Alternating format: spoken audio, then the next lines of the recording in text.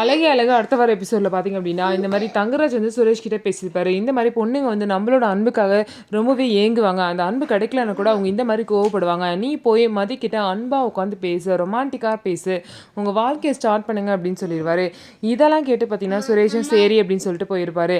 அதுக்கப்புறம் மதியம் பார்த்திங்க அப்படின்னா ரேவதி வந்து போய் நீ சுரேஷ் கூட படுத்துக்கோ அவங்க ரூமில் அப்படின்னு சொல்லி அனுப்பிச்சிருவாங்க. அதே மாதிரி மதியம் போயிடுவாங்க. இதுக்கப்புறம் சுரேஷ் பார்த்தீங்கன்னா மதிக்கிட்ட எவ்வளவோ பாசமாக பேச ட்ரை பண்ணுவாங்க, எவ்வளோ ரொமான்டிக்காக ட்ரை பண்ணுவாங்க. எதுவுமே பார்த்திங்க அப்படின்னா சுரேஷ்க்கு வராது. மதி மறைச்சிக்கிட்டே இருப்பாங்க. அதுக்கப்புறம் மதியம் சுரேஷ் கிட்ட உங்கள் அம்மா அப்பாவை வந்து போலீஸ் ஸ்டேஷன் வர வைக்கணும் அப்படிங்கிறது என்னோட எண்ணம் கிடையாது, அது தெரியாமல் நடந்துருச்சு அப்படின்னு சொல்லிட்டு மதியம் சொல்லுவாங்க. இதுக்கப்புறம் சரி அப்படின்னு சொல்லிட்டு நம்ம 2 பேரும் வாழ்க்கையை ஆரம்பிக்கலாமா அப்படின்னு சொல்லிட்டு சுரேஷ் வந்து கேட்குறாங்க. நீங்கள் உங்கள் வாழ்க்கையை வாழ்கிறீங்க, நான் என் வாழ்க்கையை வாழ்கிறேன், இதில் என்ன வாழ்க்கையை ஆரம்பிக்கிறதுல இருக்குது அப்படின்னு சொல்லிட்டு மதியம் வந்து கேட்பாங்க. ஒரு நிமிஷம் எந்திரி அப்படின்னு சொல்லிட்டு மதியம் வந்து ஹக் பண்ண ட்ரை பண்ணுவாங்க. மதியம் பார்த்தீங்கன்னா போங்க போங்க விடுங்க விடுங்க அப்படின்னு சொல்லிட்டு சுரேஷை வேகமாக தள்ளி விட்டுருவாங்க. தள்ளி விட்டதில் சுரேஷ் பார்த்திங்க அப்படின்னா கட்டில் போய் மோதி தலையில் வந்து அடிபட்டுரும். இதுக்கப்புறம் இது எங்கே போய் முடிய போகுது அப்படின்னு சொல்லிட்டு வெயிட் பண்ணி பார்க்கலாம். நம்ம வீடியோ உங்களுக்கு பிடிச்சிருந்தா நம்ம வீடியோவை லைக் பண்ணிவிட்டு பாருங்கள்.